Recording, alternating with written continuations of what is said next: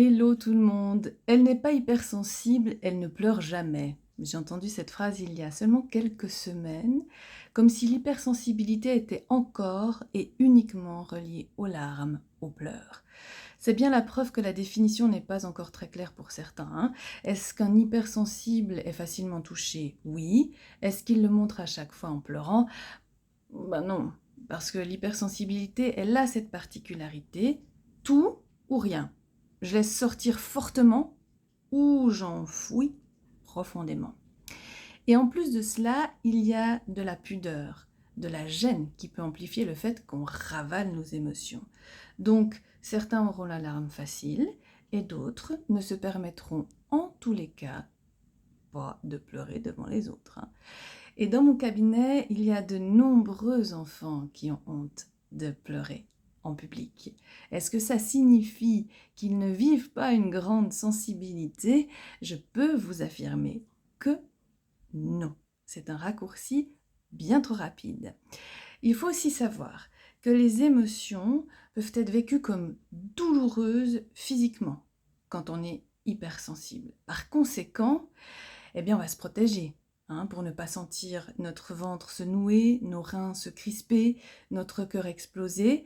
On peut avoir la tendance à stopper l'expression de l'émotion parce que ça fait trop mal.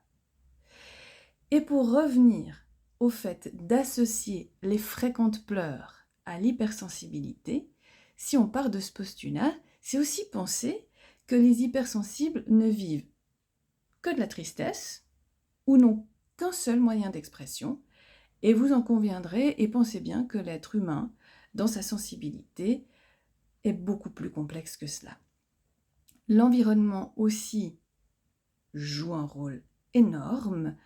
Certaines cultures acceptent les pleurs, les trouvent bénéfiques, d'autres les estiment comme signe de faiblesse.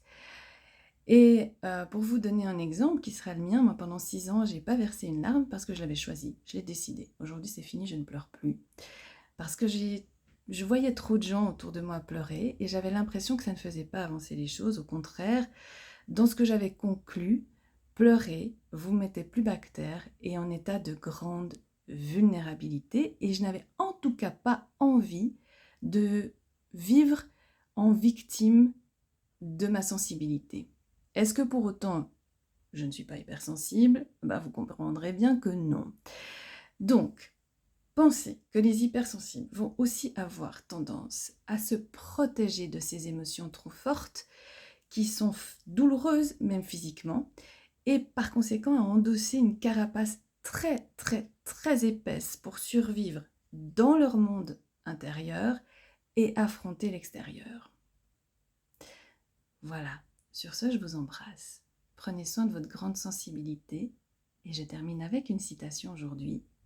Les gens qui ne pleurent jamais sont pleins de larmes, mais les gens qui ne rient jamais ne sont pas pleins de rire, ça se saurait. C'est signé Frédéric de Gelt, journaliste et écrivaine.